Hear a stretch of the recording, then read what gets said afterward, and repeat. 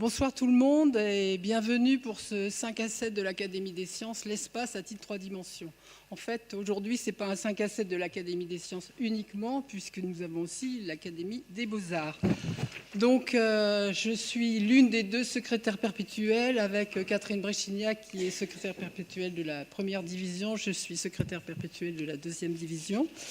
Et j'ai le plaisir donc de commencer cette séance en vous présentant très brièvement, pour ceux qui ne sont jamais venus, ce qu'est l'Institut de France et l'Académie des sciences. Donc, dans ce palais de l'Institut de France, il y a donc 5 académies. L'Académie des sciences, l'Académie des beaux-arts, représentée ici au podium par son secrétaire perpétuel, M. Laurent Petit-Gérard. Et puis, il y a aussi l'Académie des inscriptions et belles-lettres, l'Académie des sciences morales et politiques et l'Académie française. Donc, sur cette diapositive, vous voyez donc ce qu'on appelle le bureau de l'Académie des sciences, représenté par son président, Sébastien Candel, son vice-président, Pierre Corvol. Et puis, nous avons 3 délégués aux relations internationales, Catherine Césarski, à l'éducation et à la formation, Éric Westhoff, et à l'information et à la communication, Alain-Jacques Valeron. Donc, qu'est-ce que c'est l'Académie des sciences? C'est une assemblée de 250 académiciens, dont 28 femmes, 127 associés étrangers, 83 correspondants. Nous avons donc, comme je l'ai dit, 2 divisions avec 8 sections thématiques et une intersection qui correspond à une intersection qui représente plutôt les applications des sciences. Nous avons un certain nombre de groupes de travail et de comités thématiques de réflexion et qui font des propositions. Donc, voici les divisions. Je répète, division 1, mathématiques, physique, sciences mécaniques et informatiques, sciences de l'univers. Division 2, chimie, biologie moléculaire, cellulaire, génomique, biologie intégrative, biologie humaine, sciences médicales, et à nouveau, intersection des applications des sciences. Donc, l'Académie est une institution publique, indépendante, pérenne, qui a eu 350 ans l'année dernière, qui est placée sous la protection du président de la République. Elle est libre de ses réflexions, de ses avis et de ses rapports. Elle a été réformée en 2002 pour faire face à l'évolution des sciences. Donc, pour faire face à l'évolution des sciences, nous avons un petit peu changé la nomenclature des sections, nous avons changé un tout petit peu tout ça. Et puis, pour rajeunir les membres, nous avons mis des règles, par exemple, au moment où nous faisons des élections, comme ce matin, par exemple, nous élisons un membre au-dessus de 55 ans et obligatoirement un membre en dessous de 55 ans. Nous avons 5 missions fondamentales au service du progrès scientifique. Donc, la première mission, encourager la vie scientifique, donc, en reconnaissant les meilleurs chercheurs, en leur attribuant prix et médailles, en organisant des colloques, et nous publions aussi des comptes rendus de l'Académie des sciences. Transmission des connaissances. Nous organisons des séances ouvertes au public, à tous les publics, comme celle-ci, et nous essayons de diffuser la culture scientifique par différents outils. Beaucoup d'entre vous connaissent notre site internet, notre lettre semestrielle, les Speed Science pour les lycéens. Nous accueillons tous les 2 ans des étudiants, des lycéens qui peuvent interagir très rapidement avec des académiciens. Nous avons des archives et 3 maisons-musées, la maison de Louis Pasteur à Arbois, la villa l'Épinay du Richazra à Journay et le château d'Abadia à Andal. Nous avons une mission de promotion de l'enseignement des sciences et nous conseillons les politiques sur les réformes de l'enseignement, du primaire à l'université, sur la formation initiale et continue des enseignants. Nous favorisons les collaborations internationales à travers de nombreux événements, en étant membre des réseaux internationaux d'académies et en représentant la France au sein d'institutions scientifiques internationales. Et enfin, nous assurons un rôle d'expertise et de conseil, soit à la demande des pouvoirs publics, soit après autosaisine. Et nous écrivons un certain nombre d'avis et de recommandations. Donc, 5 à 7. Nous avons 2 cycles de 5 à 7 à l'Académie des sciences. Donc, c'est un rendez-vous mensuel pour tous les publics. Donc, il y a un premier type de 5 à 7 comme celui de ce soir qui s'appelle Cycle Histoire et philosophie des sciences. Et nous essayons soit de discuter d'un grand savant membre de l'Académie ou de discuter de grandes découvertes scientifiques avec un angle sociétal et éthique.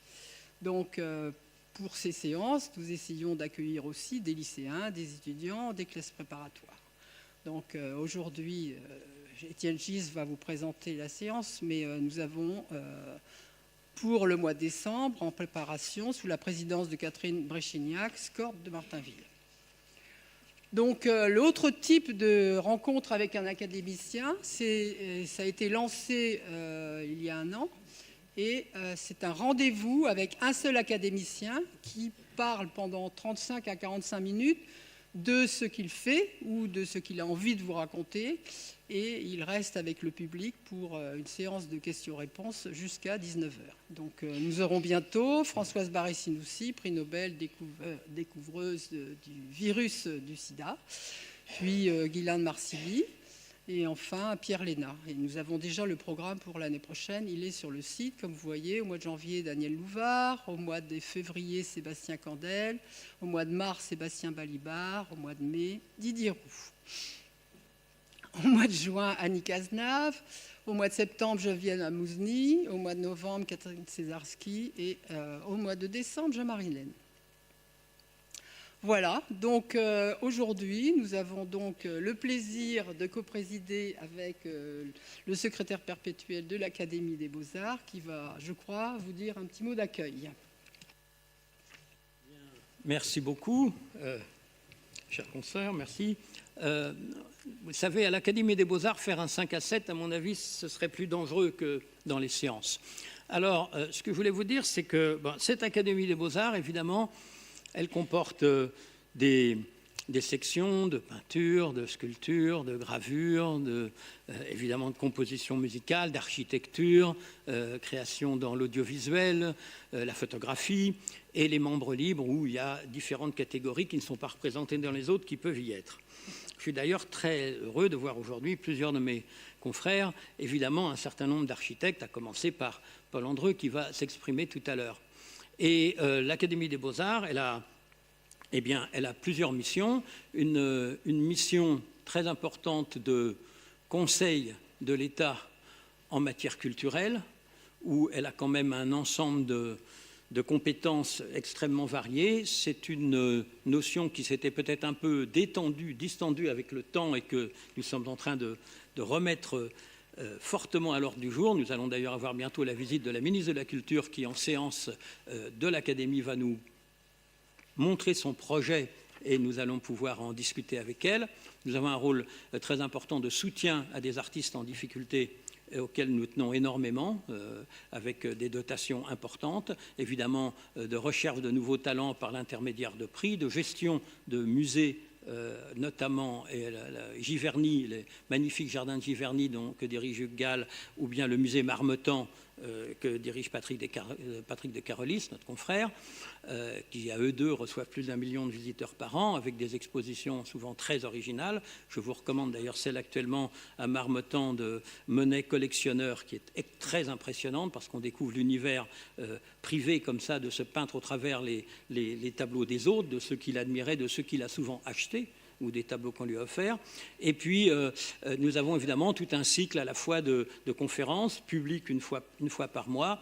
Et je dirais que c'est une sorte de cénacle, mais dans lequel il y a quand même une obligation de résultat. Et ce qui est très amusant, c'est que le terme académique, qui en art peut paraître beaucoup plus, des fois, péjoratif qu'il ne l'est au niveau de la science, eh bien, ce terme finalement est complètement désuet dans la mesure où j'ai l'honneur d'être le président d'une académie de fous furieux, c'est-à-dire que dans chaque section, il y a des gens avec des esthétiques totalement différentes, des points de vue totalement différents, mais une fraternité qui se crée pour une raison essentielle, c'est qu'il y a une volonté absolue de compétence et de niveau artistique qui est ça le point commun entre tout le monde, avec évidemment la notion de transmission. Alors, pour vous dire la vérité, lorsque c'est un peu différent pour les architectes qui sont évidemment eux aussi obligés d'être des scientifiques, mais pour un musicien, se retrouver au milieu des scientifiques, c'est extrêmement impressionnant parce qu'il a un savoir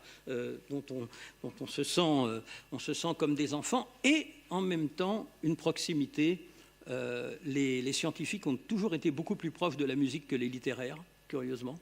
Et il y a dans la notion des mathématiques et de recherche quelque chose qui est finalement très proche de la musique. Donc je tenais, au nom de mes confrères, à mon nom personnel, vous dire à quel point on est heureux et honoré de participer à cette séance. Bonsoir à tous. Juste un petit mot très rapide sur cette soirée. Ce n'est pas trop la peine que je vous la présente parce que vous êtes là pour l'écouter. Nous allons parler de l'espace. 3 coups de projecteur très différents. Le coup de projecteur mathématique, celui de la neurobiologie et celui de l'architecte. J'espère que ça soulèvera des questions, qu'on pourra avoir un débat après. Ce sur quoi j'aimerais quand même attirer l'attention, c'est que bien entendu le problème est immense. Il y a des millénaires que les gens pensent à la nature de l'espace. Nous n'allons pas tout régler ce soir. Et c'est donc juste un peu impressionniste. Justement, on va voir un petit aspect du problème. Et avant qu'on rentre dans le sujet directement, je voudrais exprimer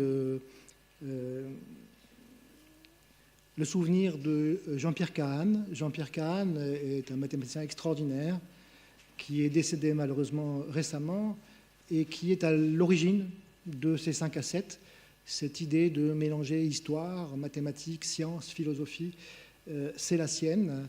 Nous avons commencé à préparer cette séance d'aujourd'hui avec lui et c'est avec tristesse que je prends conscience du fait qu'il n'est pas là ce soir. Voilà. Je vous propose donc que je me lève et que je prenne la place du conférencier. D'accord ? Merci.